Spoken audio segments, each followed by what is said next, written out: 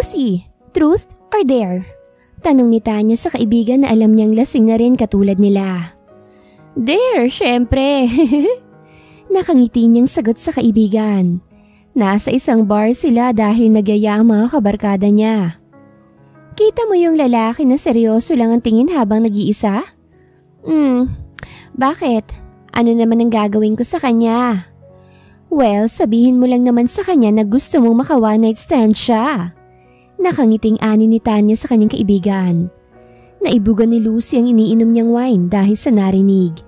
Hindi pa siya masyadong lasing kaya alam pa niyang ipinapagawa ng kaibigan sa kanya. Go, go, go, Lucy! Kaya mo yan! Ikaw pa ba? Pag-cheer up pa ng mga ito sa kanya. Napalunok sa sariling laway si Lucy at hindi alam kung papayag ba siya o hindi sa gusto ng mga ito.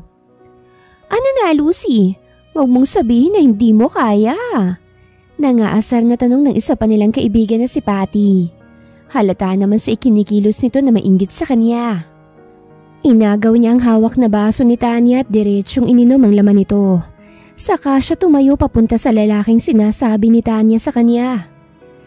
Hi handsome! Pwede bang makipag one night stand sa'yo? Nagpapakyut pa siya sa lalaki. Madilim ang mukha nito na nakatingin sa kanya. What are you doing? May diing tanong ng lalaki nang umupo sa lap niya si Lucy. Sa halip na matakot sa nakakatakot na boses ng lalaki, ay mas lalo pang ngumiti ng matamis si Lucy sa kanya. Hindi ka naman siguro bakla, hindi ba? Nangahamon niyang sabi sa lalaki.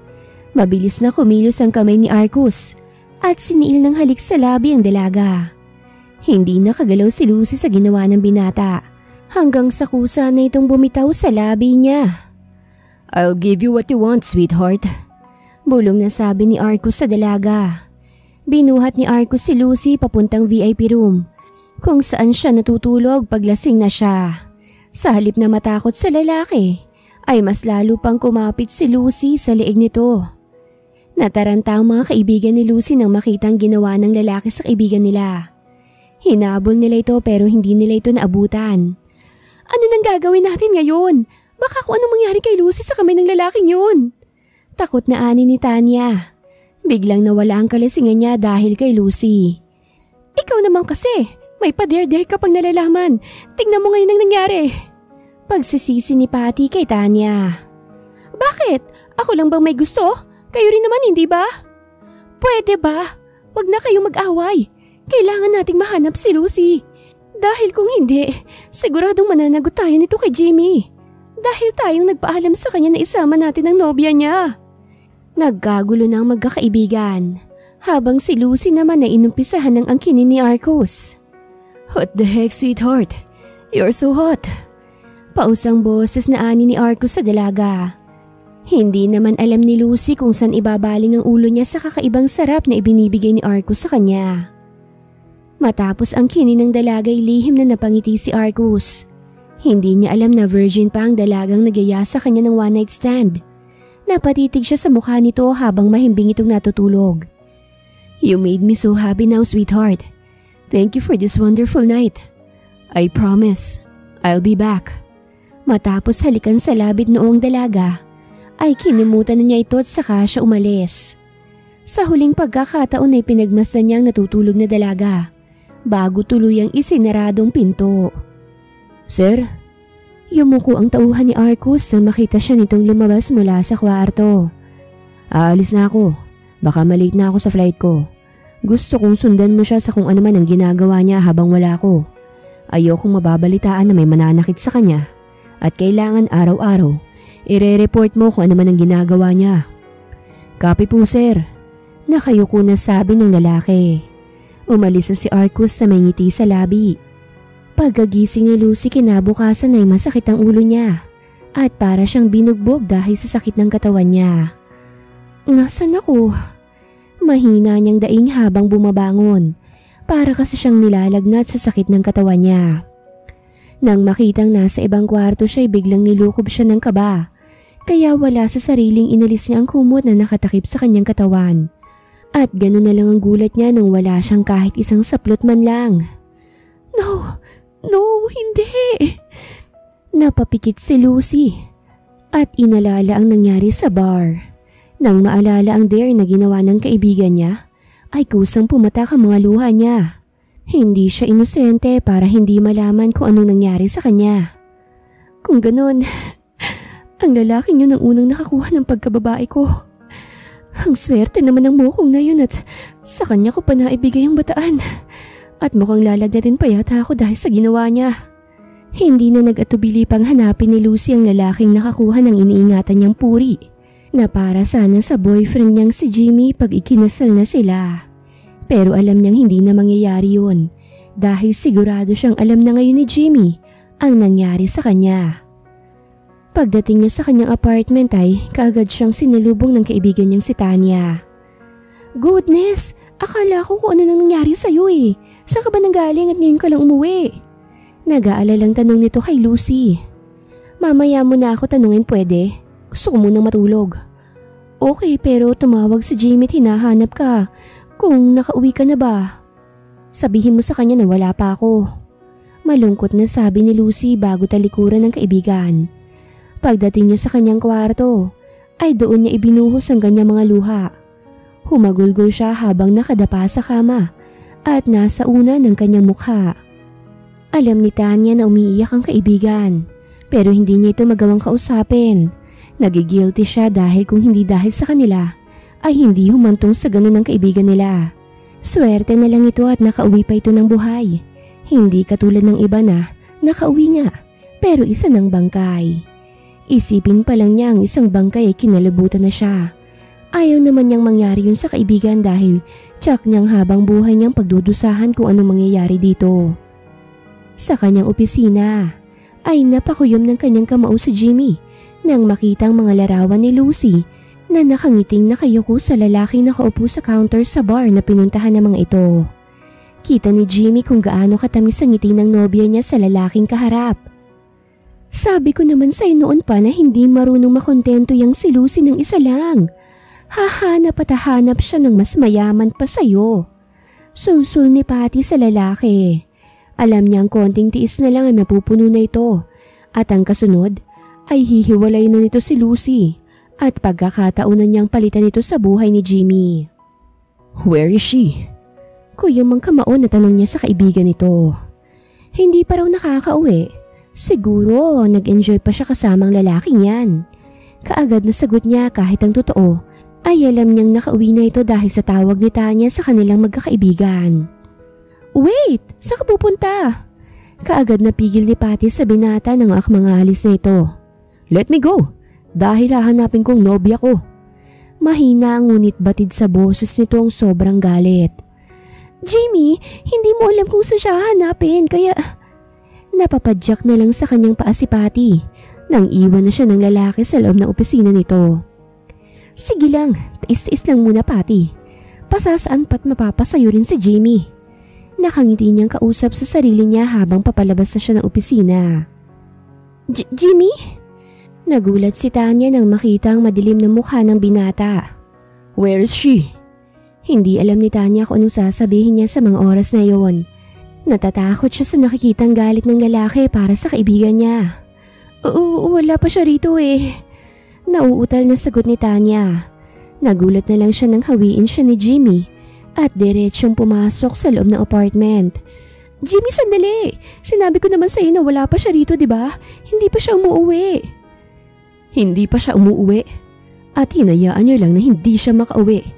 Ipinagkatiwala ko siya sa inyo na kaibigan niya. Pero nang ginawa niyo, pinabayaan niyo siya. Paano kung may mangyaring masama sa kanya? Ha? Hahayaan niyo rin lang ba na bangkay na lang siyang umuwi rito? Umalingaw-ngaw ang boses ni Jimmy sa apartment nila Tanya. Kaya nagising sa kanyang mahimbing na pagtulog si Lucy. Akmang babangon siya para makita kung sinong maingay sa labas. Pero wala siyang lakas. Para siyang pinarusahan dahil sa sakit ng katawan niya. At nananakit ang kanyang lalamunan. Napatilawan niya hindi niya magawang lunukin. Pinikit na lang niya ang kanyang mga mata. At hinayaan niyang tangayin siya ng kadiliman. Dinig pa rin niya ang sigaw ng kaibigan niya pero wala na siyang lakas para magsalita. Jimmy! Ano na? Kumilos ka na! Saka palang natauhan si Jimmy sa pagkatulala at kaagad na binuhat ang nobya niya palabas ng apartment. Si Patty na nakatayo sa may pinto ay muntik pang matumba nang mabangga siya ni Jimmy. Dahil sa pagkataranta nito ay hindi na niya napansin pa si Patty. Kita ni Patty kung papaanong nag-alala si Jimmy sa nobya niya. Kaya para na namang sinasaksak siya ng paulit-ulit dahil sa sakit at selos sa nararamdaman. Pero pilit niyang pinapakalma ang sarili niya at nagpapakahinahon dahil hindi siya pwedeng bumigay sa mga oras na yon. Kaagad na inasikaso si Lucy ng mga doktor nang makarating sila dun sa ospital. Naiwan naman sa labas ng emergency room si Jimmy at hindi mapakali. Panay ang lakad niya't hindi alam kung anong kanyang gagawin. Si Tanya naman ay hindi nakapagsalita. Tahimik lang siya sa isang tabi habang inoobserbahan si Jimmy. Takot siyang magsalita dahil baka lalo lang na magalit ang lalaki. Paglabas ng doktor ay si Jimmy kagad ang sumalubong rito. "How is she, Doc?" "She's okay now, Mr. Rosales. Kailangan niya lang ng mahabang pahinga para humupang nararamdaman niyang sakit sa katawan. At sa susunod, dadahan-dahanin mo lang siya para hindi siya masaktan." Makahulog ang anya ng doktor bago ito nagpaalam sa kanya. Naikuyom ni Jimmy ang kamao niya habang nakatingin sa nobya niyang mahimbing na natutulog. Isipin pa lang niyang pinagsamantalahan ito ng ibang lalaki ay gusto na niyang manakit. "Jimmy!" "Get out!" Malamig na sabi nito kay Tanya. Dahil sa takot na baka saktan siya ni Jimmy, ay mabilis na umalis si Tanya sa kwarto kung saan naroroon si Lucy.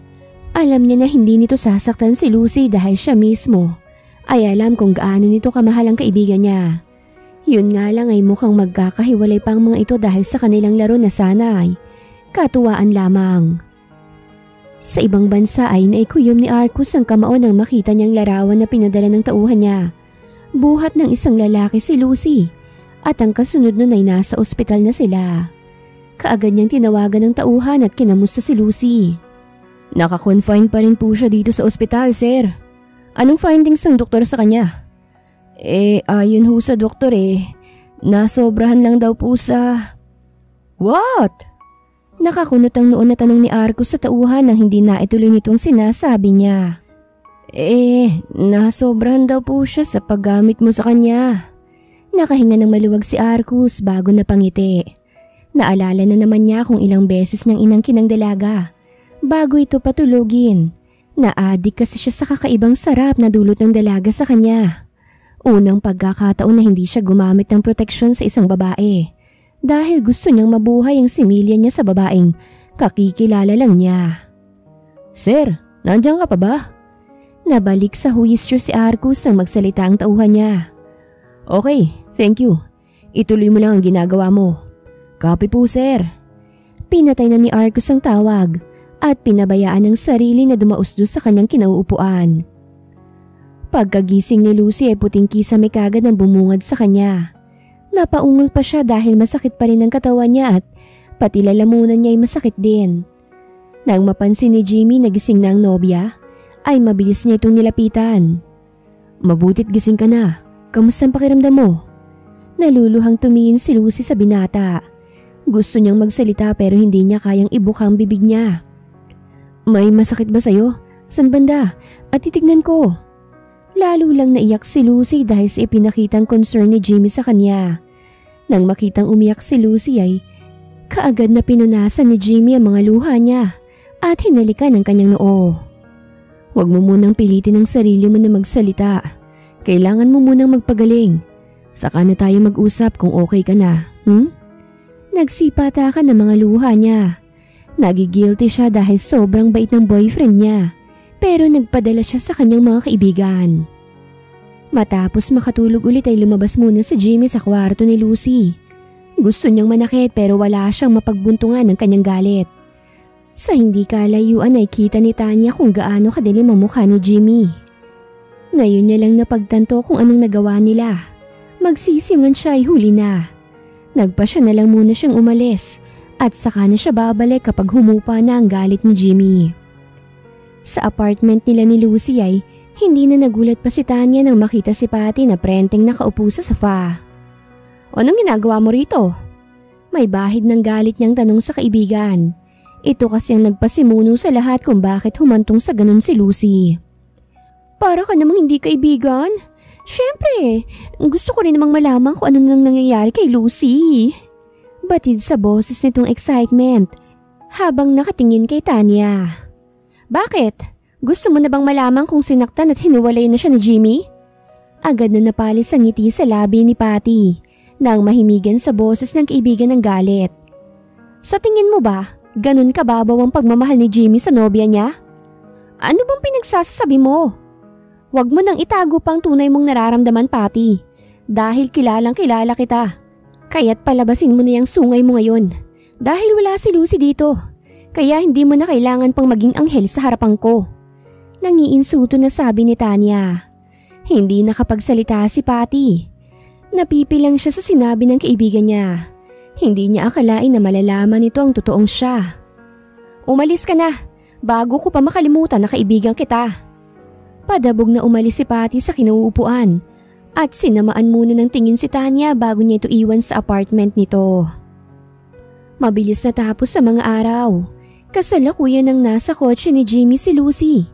Kaka-discharge lang ito sa ospital at si Jimmy ang maghahatid sa kanya sa lugar na gusto niyang puntahan. Sorry, nakayukong sabi ni Lucy. Hindi na kaya ng konsensya niya. Itinabi na muna ni Jimmy ang sasakyan bago niya hinarap ang nakayukong dalaga. Gusto ko nang putulin ang namamagitan sa ating dalawa. Nahihirapang sabi ni Lucy. No, hindi ako papayag. Pero malaki ang kasalanan ko sa iyo, Jimmy.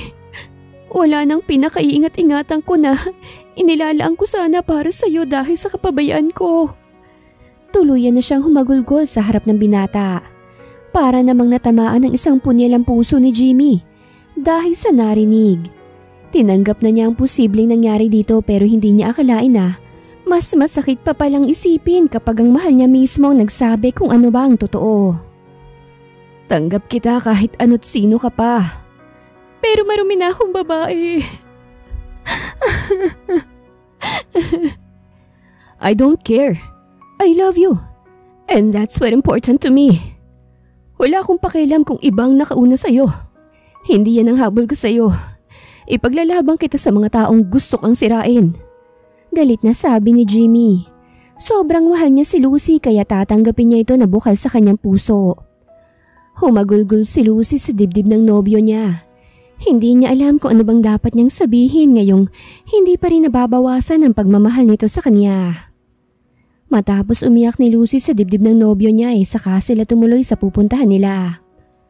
Samantalang sa bahay ni Patty ay nagwala siya sa kanyang kwarto dahil sa galit. How dare you? How dare you? How dare you? Umiiyak na niyang sabi dahil sa sakit. Ginawa ko ng lahat. Naging mabuti na ako sa babaeng mahal mo. But damn you! Bakit siya pa rin ang pinili mo? Bakit hindi mo makita na mas karapat dapat ako para sa'yo at hindi ang hampas lupa na yun?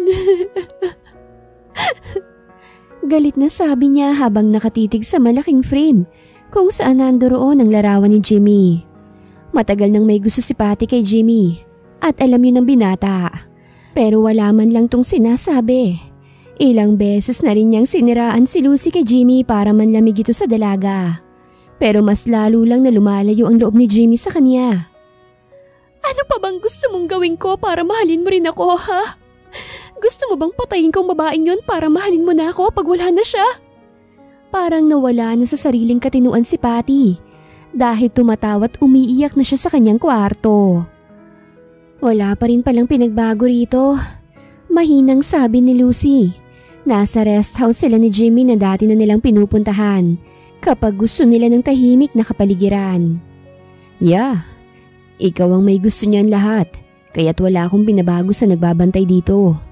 Nag-init na naman ang mga mata ni Lucy at gusto na naman niyang umiyak. Shh, don't cry.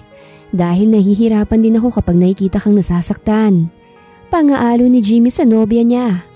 Naitakip na lang ni Lucy ang dalawang kamay sa kanyang mukha para pigilan ang kanyang pag-iyak.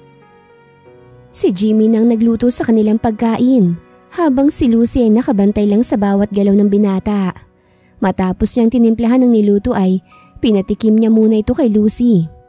Taste it, kung gusto mo na ba yung timpla. Kaagad na tinikman ni Lucy ang luto ng nobyo niya bago tumango. Masarap, anya. Nakangiti si Jimmy na kinintilan ng halikang noon ng nobya niya. Thank you.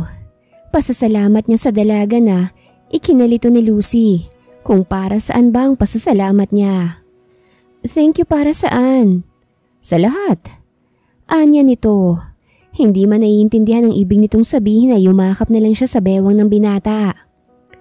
Matapos kumain ng dalaway pumasyal na sila sa dati nilang pasyalan. Doon nila inubos ang kanilang oras hanggang sa gumabi na. Umuwi na tayo, gabi na, baka mabinat ka. Nang maalala kung bakit na ospital siya'y nalulungkot na naman siya. Lungkot at guilt ang nararamdaman niya. Samantalang kakalapag lang ng eroplanong sinasakyan ni Arcus galing sa kanyang business trip. Ayaw pa sana niyang umuwi pero nang malaman na hindi pa rin nakakauwi si Lucy sa kanyang apartment, ay kaagad na nagpabook siya ng flight. I'm sorry sir pero hindi ko na alam kung saan dinala ng Jimmy si Ma'am Lucy. Damn it. Naikuyom ni Arcus sa mga kamao niya habang tahimik naman ang kanyang driver. Alam kasi nito na galit na si Arcus. Kinabukasan ay maagang pinagluto ni Jimmy ng almusal ang nobya niya. Pagkagising ni Lucy ay ready ng pagkain nila. Let's eat dahil uuwi na tayo ngayon. Marahang tumango si Lucy. Kahit napakabait ni Jimmy sa kanya ay hindi pa rin niya maiwasan na mailang dito. Kahit wala naman tong isinusumbat sa kanya ay nahihiya pa rin siya dito. Goodness! Buti naman nakauwi ka na. Okay ka na ba? Nag-aalala pa rin tanong ni Tanya. Nandito lang ako para kunin ang mga gamit ko. Agad na nalungkot si Tanya sa kanyang narinig. Aalis ka na? Saan ka pupunta? May bahay na akong rerentahan. Huwag kang mag-alala. Nasa maayos na akong kalagayan. Malungkot na nakatingin si Tanya kay Lucy. Sobrang nagigilty siya sa nangyari dito. Tawagan mo lang ako kung kailangan mo ng tulong. Ngumiti lang si Lucy at nagpaalam na kay Tanya. Paglabas ni Lucy sa apartment nila Tanya ay nagtataka siya kung bakit may mga kalalakihan ang nasa labas. Sino kayo? Ano kailangan nyo? Kinakabahan niyang tanong sa mga ito. Sumama na lang po kayo ng mahinahon, ma'am. Hindi po namin kayo sasaktan. Anya ng lalaki. Hindi, huwag kayong lumapit sa akin. Hindi ako sasama sa inyo. Takot niyang sabi habang umaatras. Si Tanya naman na sumusunod kay Lucy sa labas ay napaatras din nang makita ang mga lalaki. Hindi ka nga po namin sasaktan, ma'am. Sumama na lang po kayo ng matiwasay nang makaalis na po tayo. Anya ng lalaki pero ayaw talagang sumama ni Lucy. Kaya napilitan silang patulugin to. Nang makabalik sa loob ng apartment si Tanya, ay mabilis na tinawagan niya si Jimmy pero nakakailang tawag na siya pero wala pa ring sumasagot. Jimmy, ano ba? Sagutin mo naman! Takot niyang sabi habang sinisilip si Lucy sa labas. Paglabas si Jimmy galing sa banyo ay ang cellphone niya na tumutunog kagad ang bumungad sa kanya. Akmang dadamputin niya ang kanyang cellphone nang mamatay ang tawag. Tumunog ulit ang cellphone niya pero sa pagkakataon na ito ay text na ang natanggap niya. Kinuha si Lucy ng mga lalaki? Yun lang ang nabasa niya. Kaagad na tinubuan ng matinding kaba si Jimmy pagkabasa sa text. Kaagad niyang tinawagan ng driver na inutusan niya para ihatid si Lucy na kukuha sa mga gamit nito. Pero ilang ulit na siyang tumatawag ngunit wala pa ring sumasagot. Mabilis niyang pinaharurot ang kanyang kotse at tinawagan si Tanya.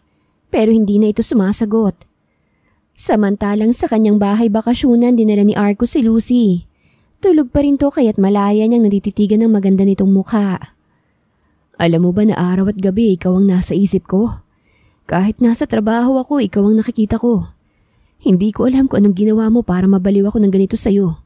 Pero gagawin kong lahat para mapaibig ka lang. Mi amor. Ginawaran niya ng magaang nahalik ang labi ng dalaga bago niya ito kinumutan. Pagkagising ni Lucy ay nasa ibang kwarto na siya. Nang maalalang nangyari sa kanya ay mabilis siyang bumangon kaagad. Tinungo niya ang pinto pero gano'n na lang ang kaba niya nang nakalaki to. No, hindi pwede. Mahina niyang anya. Nang makitang bukas ang bintana ay kaagad niya itong tinungo at nagulat siya sa nakita. Hindi niya alam kung nasan siya dahil malapad na kapatagan ang makikita mula sa terrace na kanyang kinaroroonan. Nasaan ako? Anong lugar to? Tanong niya sa kanyang sarili. Nang bumukas ang pinto ay pumasok doon ng isang babae at may dala itong tray na may laman na pagkain. Mabuti naman at gising ka na, Iha. Kumain ka na. Alam kong gutom ka. Nasa boses nitong paggalang sa kanya. Nasaan po ako? Anong lugar to? Kaagad na tanong niya sa hindi katandaan na babae at hindi pinansin ang sinabi nito sa kanya. Wala akong karapatan para pangunahan si Arcus. Siya ang makakapagsabi sa iyo kung nasan ka. Pero kailangan mo po akong tulungan, please. Kailangan ko makatakas dito. I'm so sorry, Iha, pero wala akong maitutulong sa iyo. Pero wag ka mag-alala. Mabait si Arcus. Alam kong hindi ka niya sasaktan dahil espesyal ka sa kanya. Isa pa'y mabait ang batang yon, kaya ipanatag mo ang loob mo. Nakangiting ani ng ginang. Kahit papano'y nabawasan ang kabang nararamdaman ni Lucy sa mga oras na yon. Matapos niyang kumain ay lumabas na ang ginang dala ang train na pinaglalagyan ng pinagkainan niya. Sa Maynila ay pinapaimbestigahan na ni Jimmy kung sinong kumuha sa nobya niya. Nag-hire siya ng isang private investigator para mahanap lang si Lucy. Walang bali sa kanya kung gumasto siya ng malaki. Makita lang niya ang dalaga. May balita na ba sa paghahanap niyo sa kanya? Tanong ni Jimmy sa isang pulis na kaibigan din niya. Hanggang ngayon wala pa rin. Hindi na rin nakita ang sasakyan na ginamit nila. Sa tingin ko isang malaking tao din ang kumuha sa nobya mo. Ani ni Jason. Anong ibig mo sabihin? Wala bang nakaalitan ng nobya mo o baka may iba siyang boyfriend maliban sa'yo? Agad natigilan si Jimmy sa kanyang narinig. Sige, aalis na muna ako. Hindi na hinintay pa ni Jimmy na makasagot si Jason. Mabilis siyang umalis at pinuntahan ng lugar kung saan dinala nila Tanya si Lucy. Bagsak ang balikat ni Jimmy na umalis sa bar kung saan may nangyari kay Lucy. Walang nagsalita sa kanila kahit magbayad pa siya ng malaki. Wala pa rin makapagsasabi sa kanya kung sinong lalaking kasama ni Lucy ng gabing yon. Samantalang sa bahay ni Arcus ay nakangiti niyang pinagmamasan ng dalagang natutulog. Hindi niya alam kung bakit agad na napamahal siya rito. Marami na siyang babae na naikama at ang iba sa mga ito ay virgin pa, tulad ni Lucy. Pero kay Lucy lang siyang nahihibang at hindi niya kayang mawala pa ito sa kanya. Nang magising si Lucy ay si Arcus kagad ang bumungad sa kanya, kaya napabalikwas siya ng bangon. Sino ka? Anong kailangan mo sa akin? Takot na sabi niya habang sumisiksik siya sa pinakagilid ng kama. Huwag kang matakot sa akin, hindi kita sasaktan. Kaagad na sabi ni Arcus nang makitang takot sa kanyang dalaga. Sino ka? Anong kailangan mo sa akin? Hindi mo na ba ako natatandaan?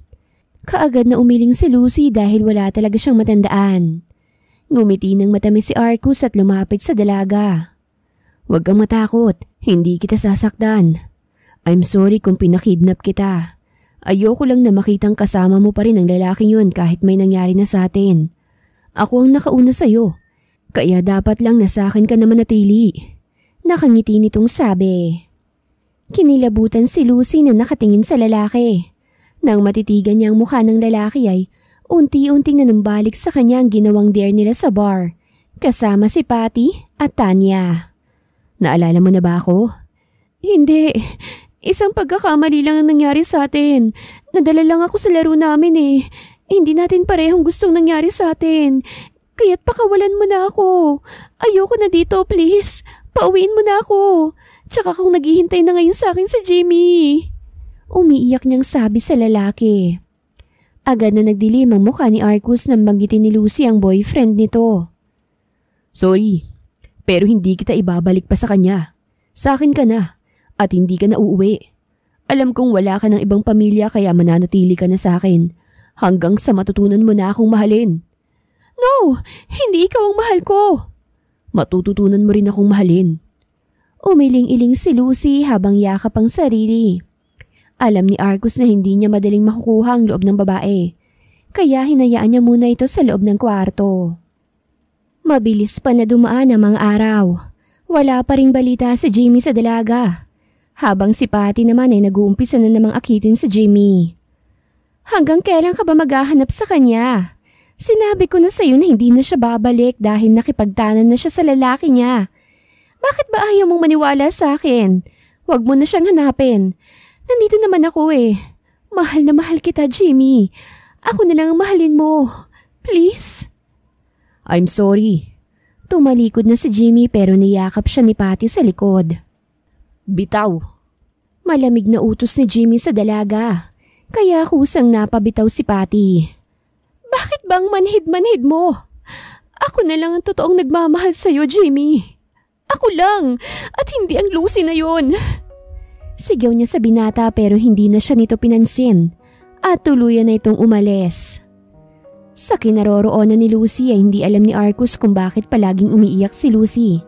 At pag nakita siya nito ay halos kitilan na siya nito ng buhay. Palagi itong galit at ayaw siya nitong makita. Sinabi ko nang ayokong makita ka, di ba? Ano ba? Hindi ka ba marunong umintindi? Bulyaw ni Lucy sa binata nang ito ang maghatid ng pagkain niya. Aalis din naman ako kagad. Mahinahon niyang sabi sa dalaga. At sana wag ka nang babalik. Napabuntong hininga si Arcus bago kinintila ng halik sa noong dalaga. Kaagad namang pinunasan ni Lucy ang noo niya kung saan hinalikan ni Arcus. May nangyari na ba sa inyo, iho? Sa tingin ko'y buntis ang dalagang yan. Napatingin si Arcus sa kanyang katulong na magsalita to. Sigurado po ba kayo? Paninigurado niya sa ginang. Naranasan ko na rin yan sa iba kong anak, kaya alam ko ang ganyan. Nakangiting pinagmamasa ni Arcus ang dalaga na kumakain. Kung totoong buntis to, lalong hindi na niya ito pakakawalan. Masarap ba yan, iha? Tukoy ng ginang sa kinakain niyang pinya. Opo, sobrang sarap. Nagtataka nga ako dahil hindi naman ako kumakain nito noon. Pero ngayon sarap na ako. Nakangiti niyang sabi. Sa tingin ko'y buntis ka, iha. Nabitin ang akmang pagsubo ni Lucy sa pinya nang marinig ang sinabi ng ginang. Nagpapatawa po ba kayo? Hindi po nakakatuwa. Hilaw pa siyang ngumiti sa ginang. Hindi ako nagpapatawa, iha.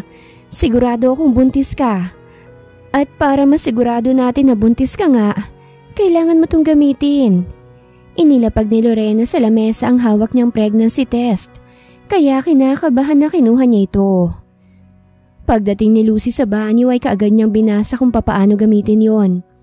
Ilang minuto pang lumipas, unti-unti niyang tinignan ang result. Nahugot ni Lucy ang sarili niyang hininga, kasabay ng pagpatak ng mga luha niya ang sakit na nararamdaman niya. Paano pa ako makakabalik sa kanya kung itong nangyayari sa akin? Mahina niyang hikbi sa loob ng banyo. Paglabas ni Lucy ay kinuha kagad ni Arcus ang hawak niyang pregnancy test at halos tumalon siya sa tuwa nang makita ang resulta. Samantalang si Lucy ay nakatulala lang na nakaupo sa kama. Huwag kang mag-alala. Mamahalin at aalagaan ko kayo ng anak ko. Hindi kita pababayaan. Kayo ng anak ko. Bigyan mo lang ako ng chance para patunayan sa'yo kung gaano kita kamahal. Malumanay niyang sabi sa dalaga. Pero si Lucy ay tahimik lang na nakaupo. Nagdaan pa ang mga araw at mga buwan. Umuwi na sina Arcus sa Maynila kasama si Lucy. Pero sa kanyang bahay niya inuwi ang dalaga. At tulad ng unay marami pa rin tong mga bantay. Alam ko na kung nasan ngayon ang babaeng pinapahanap mo. Anya ng private investigator na inutusan ni Jimmy. Agad na nabuhayan siya ng loob at sabik na makita ulit ang dalaga. Nasaan siya? Pupuntahan ko siya. Hindi ka basta-bastang makakalapit sa kanya, Mr. Francisco. Dahil tulad mo isang mayaman din ang kumuha sa kanya. Sino? Sino ang nanghas na kunin ang kaisa-isang babae sa buhay ko? May diin niyang tanong sa private investigator. Si Mr. Arcus Medina. Kilala mo naman siguro kung sino siya.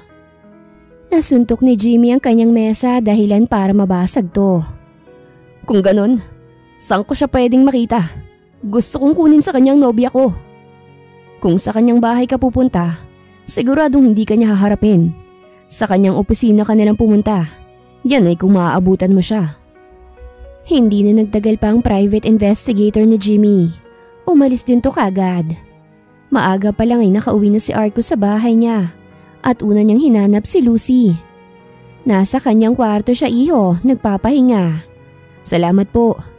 Tumango lang ang ginang at umakyat na si Arcus. Naabutan niya ang dalaga na mahimbing na natutulog. Halatang umiyak na naman to dahil namamaga ang talukap ng mga mata nito. I'm so sorry kung hindi na kita ibabalik sa kanya. Akin ka lang habang buhay. Kayo ng anak natin. Akin lang kayo. At papatayin ko kung sino man ang gustong kumuha sa inyo mula sa akin. Mahina niyang sabi habang haplos ang tiyan ni Lucy. Noong unay wala naman talagang balak si Arcus na mag-asawa. Dahil para sa kanya'y laruan lang ang mga babae. Pero dahil kay Lucy ay nag-ibang pananaw niya. At aminin man niya o hindi, alam niya sa sarili niyang si Lucy lang ang kanyang kahinaan. Nagising si Lucy na may nakayakap sa kanya. Paglingon niya'y natutulog na si Arcus ang bumungad sa kanya. Napatitig pa si Lucy sa mukha ng lalaki. Mula sa matangos nitong ilong, maninipis na mga labi. At ang gwapong shape ng mukha nito ay hindi niya mapigilan na humanga sa lalaki. Sa ilang buwan na magkasama si Lucy at Arcus sa isang bahay, ay masasabi niyang maswerte siya kung ito ang lalaki na minamahal niya. Hindi lang kasi mabait ang lalaki sa kanya, maalaga at maalalahanin din ito. Walang ibang iniisip si Arcus kung hindi ang ikakaligaya ni Lucy. Pero ang hilingin ng kalayaan niya ay alam niyang malabong bitawan siya nito, lalo pa ngayon na may anak na sila. Kahit bunga sa pagkakamali niyang ipinagbubuntis niya, inalagaan niya ito. At ni minsan ay hindi sumagi sa isip niya na ipalaglag ang anak niya. Alam niyang malaking kasalanan sa Diyos ang kumitil ng buhay, lalo pat sanggol. Kaya kahit ayaw niya ay wala siyang magagawa, kung hindi ang tanggapin kung anumang kahihinatnan niya sa mga susunod pang araw. Kinabukasan, pagkagising ni Arcus ay pinagluto niya muna ng pagkain ng dalaga. Kahit papano ay hindi naman nasasayang ang effort niya, dahil kinakain naman ni Lucy ang niluluto niya. Good morning! Matamis siyang ngumiti sa dalaga at sinalubong to sa may hagdan. Hindi mo namang kailangan gawin to. Kaya ko namang bumaba. Mahinahon niyang sabi. Hayaan mo lang akong alagaan ka dahil dyan ako masaya. Hindi alam ni Lucy pero kusang uminit ang pisngi niya sa sinabi ng binata. Kumain ka ng marami para malusog ka at malusog din si baby. Ikaw, kumain ka na ba? Samahan mo na ako. Agad na nagningning ang mga mata ni Arcus dahil sa sinabi ng dalaga. Kaya kahit busog pa siya'y kumain ulit siya dahil gusto rin niya itong makasalo sa pagkain. Busog ka na? Tanong niya sa dalaga nang makitang ibinabana nito ang hawak nitong kutsara at tinidor. Sa tingin mo ba hindi pa ako busog halos nga maubos ko na yung niluto mo. Nakasimangot na sabi ng dalaga. Matamis na ngumiti si Arcus. Masaya siya dahil nagustuhan ni Lucy ang luto niya. Hindi magawang ikurap ni Lucy ang tingin niya sa binatang nakatingin sa kanya. Ngayon lang kasi niya ito nakitang ngumiti ng ganon. Ang sarap kong magluto, di ba? Kasi nagustuhan mo na yung niluto ko. Pagyayabang nito. Hindi ko alam na may kahanginan ka rin pala. Nalagyan ng tunog ang pangiti ni Arcus. Sabay pisil niya sa mukha ng dalaga. I love you, mi amor. Halos hindi kumurap si Lucy na nakatingin sa binata nang banggitin niyang salitang yon. Parang may kung anong paru-parong nagsiliparan sa tiyan niya dahil sa narinig. Nang mahimasmasan ay kaagad na nag-iwas siya rito ng tingin. Anong oras bang pasok mo? Baka tanghaliin ka. Pag-iiba niya ng usapan. I don't care. I'm the boss.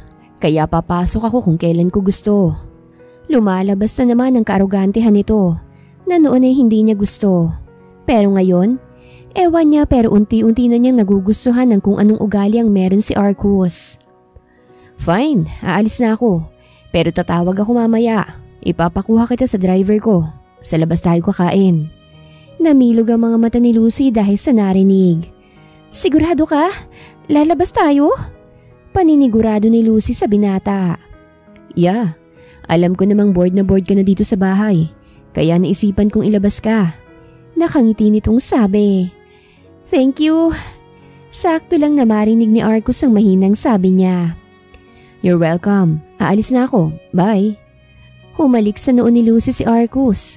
at sa kanyang ulo hanggang sa lumuhod ito at pinantayan ng kanyang tiyan. Aalis lang si Daddy, baby ah. Huwag masyadong maglilikot sa loob ha, para hindi mahirapan si Mommy.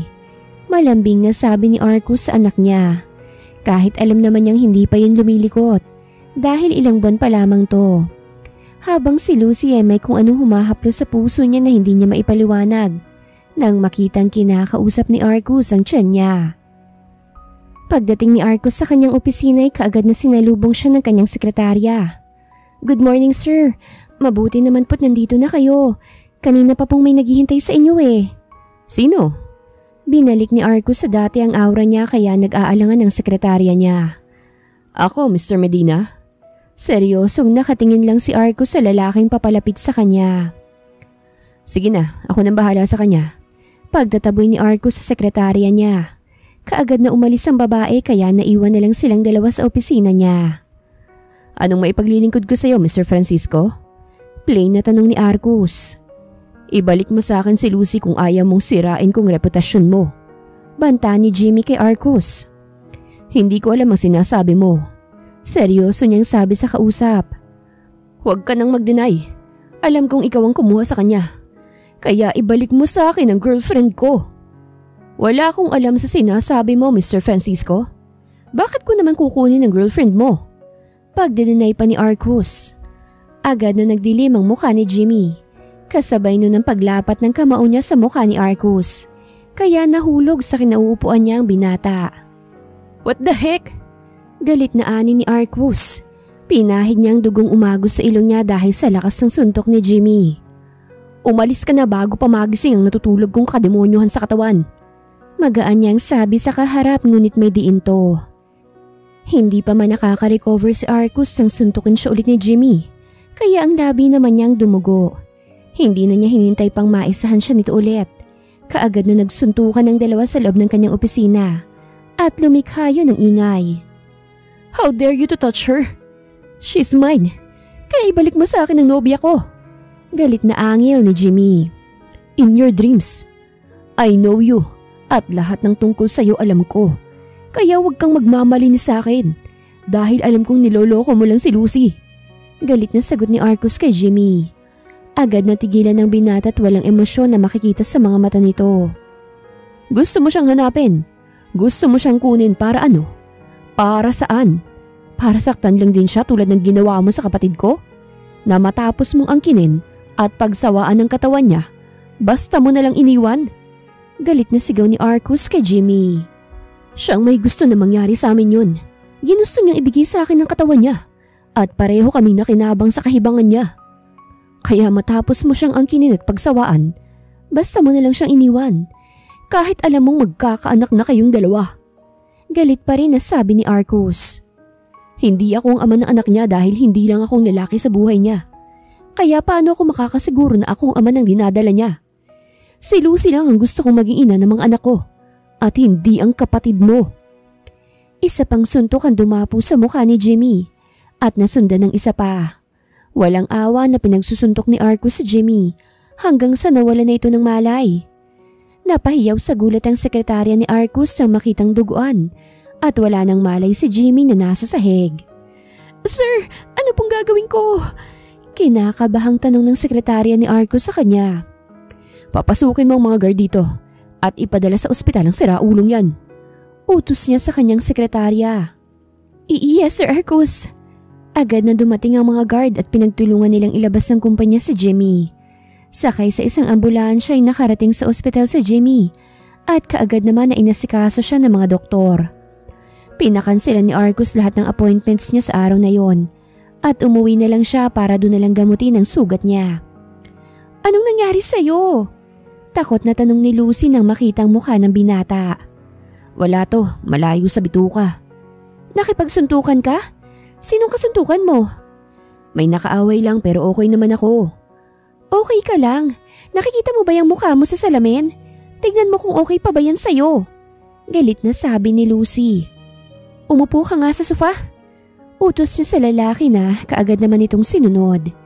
Tinawag ni Lucy ang katulong para ikuha siya ng gamot kasama ng ice at face towel. "Aray!" Mahinang daing ni Arcus. Huwag kang umaray. Ang tapang mo makipagsuntukan tapos sa aray-aray ka. Bulyaw ni Lucy sa lalaki. Huwag mo kasing idiin yung hawak mo dyan sa labi kung may sugat. Reklamo niya kaya mas diniinan pa ni Lucy ang labi niyang may sugat. Kaya napahawak si Arcus sa upuan. Sino ba kasing kaaway mo at bakit kayo nag-away? Anong dahilan?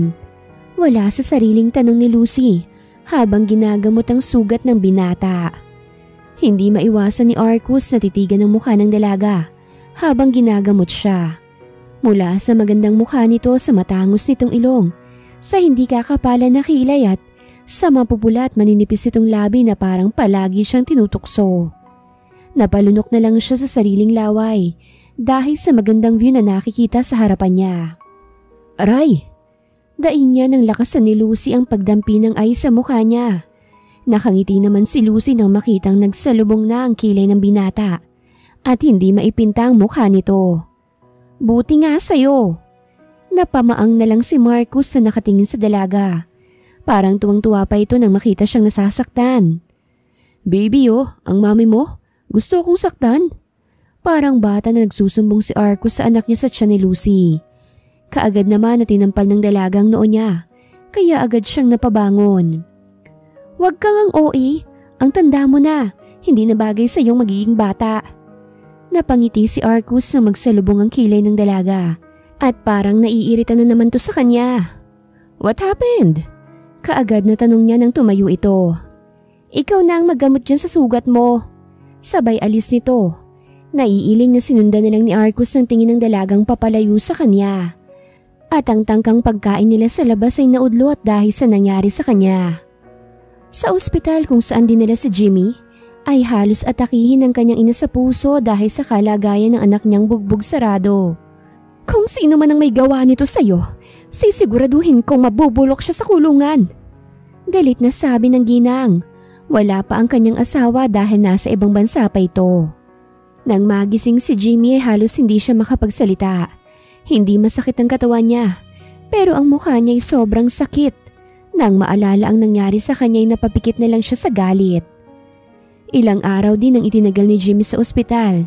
Nang makarecover ay kaagad na siyang nagpa-discharge. Kumain ka ng marami para makabawi ang katawan mo. Sino ba kasi ang kaaway mo, ha? Bakit ba ayaw mong sabihin sa akin? Agad na natigil sa pagkain si Jimmy sa tanong ng kanyang ina. Ayaw niyang magsinungaling dito pero kinakailangan niyang gawin yun. Ayaw niyang malaman ng ina na nagkaanak siya sa ibang babae at hindi kay Lucy. Alam niya kung gaano kagusto ng kanyang ina si Lucy para sa kanya. Ito ang dahilan kung bakit inalagaan niya si Lucy at hindi ginalaw. Kahit ang totoo'y nahihirapan siyang magtimpi kapag malapit ang dalaga sa kanya. Iba kasi ang hatid na libog ni Lucy sa kanya. Pero kahit ganun ay, sinunod niya ang kanyang ina na wag gagalawin si Lucy hanggat hindi pa sila kasal. At ngayon ngay nagsisisi ito kung bakit hindi na lang niya inangkin ang dalaga noon. Di sana siyang nauna rito at hindi ang siraulong kapatid ni Patrice. Nagdaan pa ang mga araw. Unti-unti nang natatanggap ni Lucy ang nangyari sa kanya at unti-unti na rin niyang nakakalimutan si Jimmy. Hindi niya alam kung bakit ganun pero nagising na lang siya na si Arcus na ang gustong makita niyang palagi. Flowers for you. Nakangiting tinanggap ni Lucy ang bulaklak at inamoy-amoy ito. Ang bango. Salamat. You're welcome, mi amore. Gusto mong gumala? Saan naman? Ikaw, saan bang gusto mo? Pwede bang magsimba muna tayo bago tayo gumala? Matamis nang ngumiti si Arcus sa tinanguan ng dalaga. Sure, ikaw ang boss araw na ito. Nakangiti niyang anya kaya wala sa sariling niyakap ni Lucy ang binata. Parang nananaginip lang si Arcus sa si Lucy mismong yumakap sa kanya. Kadalasan kasi ay siyang yumayakap dito. Pero ngayon, saya na walang pagsidla ng nararamdaman niya. Matapos nilang magsimbay kaagad na silang pumunta sa mall. Pagdating nila sa mall ay nakasunod lang si Arcus sa dalaga na namimili. Ito, maganda to sa'yo. Ayoko niyan. Laglag ang balikat ni Arcus nang tanggihan siya ni Lucy. Kung kay Lucy ay wala lang sa kanya na tinatanggihan ng binata, kay Arcus ay isa tong big deal. Dahil para sa kanya hindi pa rin pala niya nakukuha kung anong gusto't ayaw ni Lucy. Matapos nilang mamili ay kumain muna sila. Arcus, ladies room lang muna ako. Samahan na kita. No, huwag na. Tapusin mo na lang yung pagkain mo. Mabilis lang naman ako eh. Tumango lang ang binata at hinayaan na umalis si Lucy. Napatingin si Arcus sa kanyang relo. Dahil ilang minuto nang nakalipas ay wala pa rin si Lucy. Kaya nabahala na siya sa dalaga. Hanggang sa sinundan niya ito sa ladies room. Nakailang tanong na si Arcus pero wala pa rin nakapagsabi sa kanya na nakakita kay Lucy. Yung buntis po ba na magandang hinahanap mo, kuya? Napatango si Arcus sa binatilyong nagsalita. May lalaki po na pwersahan siyang dinala. Kung hindi po ako nagkakamali, Jimmy ang binanggit na pangalan ng babaeng buntis. Hindi na hinintay pa ni Arcus ang iba pang sasabihin ng binatilyo. Iniwan na niya ito at hinabol si na Lucy, kahit hindi naman niya alam kung saan to hahanapin. Nakangiting pinagmamasdan ni Jimmy ang dalaga na mahimbing na natutulog. Finally, you're mine again. At hindi ko hahayaan na makuha ka pa ulit niya. Dahil akin ka lang, Lucy. Ikaw lang ang babaeng mamahalin ko. At gusto kong maging ina ng mga anak ko. Malaya ka na. Malaya ka na sa hayop na Arcus na yun. Mahina niyang sabi habang haplos ang malambot na pisngi ng dalaga. Pagkagising ni Lucy ay si Jimmy kagad ang bumungad sa kanya. Jimmy? Hello sweetheart. Mabuti naman at nagising ka na. Nagpahanda na ako ng pagkain para sa'yo. Nasaan ako? Saan mo ako dinala? Inilayo lang kita sa lalaking yung sweetheart nang hindi ka na niya mahanap pa. Nakapa ni Lucy ang tiyan niya dahil sa sinabi ng lalaki. Jimmy, pakawalan mo ko. Mali itong ginagawa mo. Anong mali? Walang mali sa ginawa natin, Lucy. Dahil girlfriend kita. Mahal natin ang isa't isa. Nagmamahalan tayong dalawa. Alam mo yun, hindi ba? Pero hindi akong bagay sa'yo, Jimmy. Dahil buntis na ako sa anak ni Arcus. Pues palalakihin natin siya. At akong tatayong ama niya. Basta sumama ka lang sa akin. Pinapaayos ko na mga kakailanganin natin sa pag-alis natin dito sa Pilipinas. Jimmy, makinig ka sa akin. Hindi ikaw ang ama na ipinagbubuntis ko. At hindi ko kaya na ipaako sa iyong responsibilidad ng ama niya sa kanya. Kaya nakikiusap ako, please. Huwag mong gawin to. No. Akin ka lang, Lucy. At sa ayaw at sa gusto mo, aalis tayo dito. At sa ibang bansa na tayo titira. Tatanggapin kita kahit ano at kahit sino ka pa. Kahit pinagsawaan ka na ni Arcus ay okay lang sa akin. Naputo lang iba pang sasabihin sana ni Jimmy nang sampalin siya ni Lucy. Totoong may nangyari sa amin pero bunga lang yun sa kalasingan ko, Jimmy. Lumaki tong tiyan ko pero ni minsan hindi ako ginalaw ni Arcus nang nasa poder niya ako. Huwag mo akong utuin. Kilala kong lalaki na yun. Kaya imposibleng hindi kanya inangkin ng paulit-ulit. Galit na sabi ni Jimmy sa dalaga. Ganun na ba talaga kababang tingin mo sa akin? Anong gusto mong tingin ko sa'yo? Birhen pa rin hanggang ngayon? Pasalamat ka pa nga't minamahal kita ng sobra. Kahit hindi mo binigay sa akin ang virginity mo. Ginala kita. Inalagaan kita dahil mahal kita. Mahal na mahal kita. Hindi ko alam na mababa palang tingin mo sa akin. Ang akala ko, hindi mo ako inangkin dahil mahal mo ko. Dahil ginagalang mo ang desisyon ko. Sobrang tanga ko pala at hindi nakitang tunay na intensyon mo. Pumatak ang mga luha ni Lucy habang nakatingin sa binata. Kaagad namang natauhan si Jimmy na makitang umiiyak ang dalaga. I'm sorry, hindi yan ang ibig kong... Tama na, Jimmy. Putulin na natin kung anong meron tayo. Makakahanap ka pa ng babaeng mahal ka at aalagaan ka. At hindi akong babaeng yun. Ikaw lang ang babae para sa akin, Lucy. At wala nang iba. Kailangan ka niya, Jimmy. Kailangan ka ni Patrice at ang anak mo. Huwag mong ipagkait sa anak mo ang pagmamahal na kailangan niya sa'yo. Mahal na mahal ka niya eh. Kahit hindi ka niya kilala na ikaw ang kanyang ama. Ani ni Lucy. Alam mo ba kung gaano kagwapong anak mo? Ngumiti pa ng matamis si Lucy sa binata. Manang-mana siya sa'yo. Yung makakapal mong kilay. Ang malaabong mong mga mata. Ang matangos mong ilong. At ang matamis mong labi na siyang kinababaliwan ko. At ang gwapo mong muka. Kuhang-kuha niya, Jimmy. Hindi ka ba naaawa sa anak mo na hindi mo inangkin? Paano mo nalaman ng tungkol dyan? Kailan mo lang yan nalaman? Mahina pero mahahamig mo sa boses ni Jimmy ang galit. Dahil bumalik na si Patrice at ang anak mo dito sa Pilipinas. Nakausap at nasilayan ko ng personal ang mag-ina mo.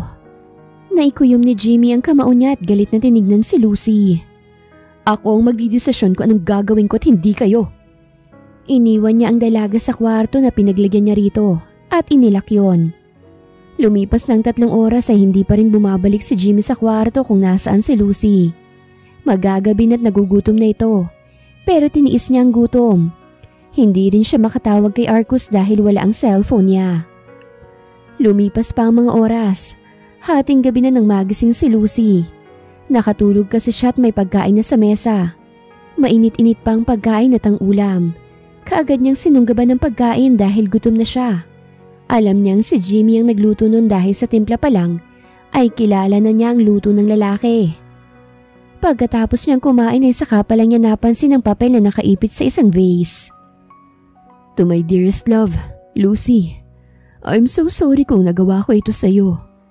Aaminin kong naging selfish ako dahil sa pagmamahal ko sa'yo. Pero alam mo kung gaano kita kamahal, Lucy. Gusto kong bumuo ng pamilya kasama ka. Pero mukhang hindi na mangyayari yun. Salamat sa mga panahon na minahal mo ko. Masakit man pero pilit kong tatanggapin na hindi ka na talaga sa akin. Mahal na mahal kita. At kahit kailan hindi ka mawawala sa isip at sa puso ko. Sana'y maging masaya ka sa piling ni Arcus. At kung sasaktan ka man niya, asahan mong nasa paligid mo lang ako. Palaging nakabantay sa'yo. Huwag kang mag-alala. Tanggap ko na nawala ka na talaga sa akin. At hindi ako gagawa ng hakbang na ikasasakit ng damdamin mo. I love you so much. Nagmamahal, Jimmy. Nagsipata ka ng mga luha ni Lucy matapos mabasa ang sulat ni Jimmy sa kanya. Nasasaktan siya na kusang nagpaubaya ang lalaking noon ay naging mundo niya. I'm so sorry. I'm sorry kung nasaktan kita ng husto.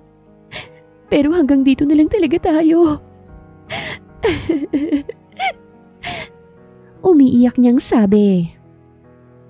Nang mabasa ni Arcus ang text sa kanya ay halos paliparinan niya ang sasakyan para puntahan ang dalaga sa kinaroroonan nito. Hating gabi na't walang masyadong sasakyan ang dumadaan doon. Ngunit kahit hindi gabi wala pa ring masyadong sasakyan ang naroroon dahil malayo na sa Maynila ang lugar na yon. Hindi naman siya takot at may mga bodyguards naman siyang nakasunod sa kanya. Ang inaalala lang niya ay si Lucy na baka kung anong nangyari sa kanya habang wala siya. Nagising si Lucy sa kwarto kung nasaan siya nang may kumalubog sa labas. Kaya takot na niyakap niya ang kanyang sarili at sumiksik sa gilid ng kama. Nang bumukas ang pinto ay napaiyak siya nang dahil si Arcus ang una niyang nakita. Dinaluhan naman kagad siya nito at niyakap ng mahigpit. Shh! Don't cry. I'm here. Nasaan ang siraulong yun at mapapatay ko siya sa ginawa niya sa'yo? Umiling-iling lang si Lucy at sinabing hayaan na lang si Jimmy. Mula sa hindi kalayuan ay kita ni Jimmy kung papaanong akayin ni Arcus ang dalaga. Naroroon lang siya at hindi iniiwan ng dalaga hanggat hindi dumating si Arcus. Sobrang sakit ang nararamdaman niya pero wala na siyang magagawa, kundi ang ipaubaya ang babaeng mahal niya sa lalaking pinili nitong makasama. Pagkaalis ng mga ito ay sakalang din siya umalis. Wow! Ang ganda ng gown mo, Lucy. Bagay na bagay sa'yo. Puri ni Patrice sa gown na si Lucy mismo ang pumili. Ang gown na pinili niya ay siyang gusto ni Jimmy noon na isuot niya kapag kinasal na sila. Ayun ang pinili niya para Salamat. Ikaw ba? Kailan ka ba maghahanap na maghahati din sa'yo sa altar? Ayoko na. Wala na eh. Ayaw niyo sa akin kaya tinuruan ko na lang ang puso ko na hindi magmahal ulit. Pero bata ka pa, Patrice. Makakahanap ka pa ng lalaking mamahalin at aalagaan ka at ang anak mo. Naku, sa panahon ngayon bihira na lang ang lalaki na mamahalin ka ng totoo kahit na may anak ka na. Kadalasan ay katawan mo na lang ang habol nila sa'yo kaya sila dumidikit sa'yo. Kaya pas na muna ako sa mga lalaki. Tinapik lang ni Lucy ang dalaga at hindi na ito kinulit pa. Ilang araw lang nagdaan ay kinasal na ang dalawa sa simbahan at dahil wala nang magulang si Lucy ay ang mayordoma na lang nilang tumatayong nanay nito sa kasal. Mabuhay ang bagong kasal! Sigaw ng mga tao sa simbahan. Nakangiting magkahawak kamay si Lucy at Arcus na lumabas sa simbahan. I love you so much, sweetheart. Malambing na sabi ni Arcus habang nagdadrive. Ngumiti lang si Lucy. Alam niyang mahal na niya si Arcus pero hindi niya pa kayang sabihin ditong nararamdaman niya. Matapos ang kasal ni Arcus at Lucy, ay kaagad nang umalis si Jimmy. Nasa malapit lang siya at pinanonood kung papaanong mag-aido ang babaeng mahal niya sa ibang lalaki. Nagpasalamat na lang siya dahil kahit papano ay ang gusto niyang gown para ditong pinili nitong suotin. Aray! Ano ba? Dahan-dahan ka naman! Reklamo ni Sally nang maapakan ng lalaki ang paa niya. I'm so sorry, miss. Nagmamadali kasi ako Baka maiwan ako sa flight ko. Hambog! Napamaang na lang si Jimmy na nakatingin sa dalagang papalayo sa kinaroroonan niya. Tumalikod na lang siya at hindi pinansin ng babae. Pati ba naman dito sinusundan mo ko? Napatitig si Jimmy sa babaeng kauupo lang sa gilid niya. Pag minamalis ka nga naman Bulong na sabi nito pero dinig naman niya. Excuse me, miss. Ako bang sinasabihan mo na malas? May sinabi ba akong ikaw? Pabalang na sagot nito. Magsasalita pa sana si Jimmy na mag-announce na aalis na sila. Napaupo ng tuwid si Jimmy. Ganon din ang dalaga at hindi pinansin ng isa't isa. Samantalang sa bahay nila Arcus ay natataranta ng lahat nang sumigaw si Lucy dahil sa sakit. Sweetheart, huwag ka na munang umiri. Dadalhin muna kita sa ospital. Tarantang sabi nito. Arcus, masakit na, hindi ko na kaya. Nahihirapan itong sabi, kaya humugot muna siya ng hininga bago siya umiri. Si Arcus na nakatingin sa kanya ay napapairi na rin. Isa pang iri ni Lucy ay lumabas ng anak niya. Kasabay nun, ang pagdating ng ambulansya na tinawagan nila. Ayaw na kasing magpadala ni Lucy sa ospital, kaya sa bahay pa lang ay nanganak na siya. Arcus, ang ganda ng anak mo Puri ni Patrice sa pamangkin niya. Of course, saan pa ba magmamana yan? Sabay hawak niya sa kanyang mukha. Sus, ang yabang. Mahinang ani ni Lucy na tinawanan lang ni Arcus. Sa'yo lang naman ako nagyayabang. Nakangiting ani saka siya hinalikan sa noo. Hoy, mahiya naman kayo, nandito pa ako, no? Sita ni Patrice sa dalawa. Tss, lumabas ka na kung ayaw mo kaming makita. Nakasimangot naman na lumabas si Patrice. Thank you, sweetheart. Dahil sa'yo, naging maliwanag ang mundo ko. Salamat din at hindi mo tinakbuhan ang responsibilidad mo sa akin.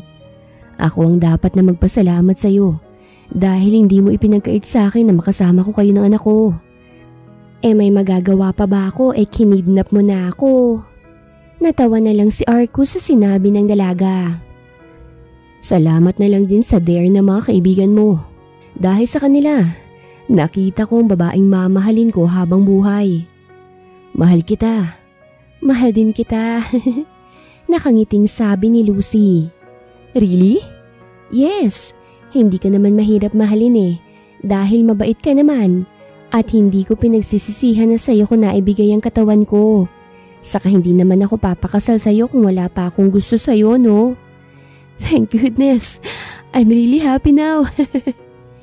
Masayang sabi ni Arcus habang yakap ang asawa niya. Naging masaya ang buhay ng dalawa kasamang anak nilang dalawa ni si Irish. Ilang taon na ang lumipas ay wala pa ring balita si Lucy kay Jimmy at ang kumpanyan nito ay ang kanyang magulang nang humahawak. Ipinagdarasal na lang yan na sana nasa maayos itong kalagayan at sana'y makita na nito ang babaeng mamahalin niya at hindi sasaktan. Ang lalim na naman ang iniisip mo. Naisip ko lang si Jimmy. Kamusta na kaya siya ngayon? Hindi mo naman siguro balak na balikan siya, hindi ba? Seryosong tanong ni Arcus sa asawa niya. Tumigil ka nga riyan. Ngayon ka pa ba magseselos na magkakaanak na tayo ng pangalawa? Nakangiting ani ni Lucy. Sigurado ka ba? Kaagad na sumigla ang boses ni Arcus. Sa tingin mo ba nagbibiro lang ako? Yes! Niyakap ni Arcus ang asawa at ginawaran ng masuyong halik. Thank you so much, sweetheart. Promise, hindi na ako magsiselos sa siraulong Jimmy na yon. Natatawa niyang sabi. Kaagad naman siyang kinurot ni Lucy sa tagiliran niya. Hindi mo na kailangan na magselo sa kanya Dahil kaibigan na lang ang turing ko sa kanya, no? Dahil ikaw na ang mahal ko, kaya't ipanatag mo na ang loob mo. Nag-umpisa man tayo sa hindi maganda, magtatapos naman tayo na masayang nagsasama. I love you, Mr. Medina. I love you too, wife. Wakas.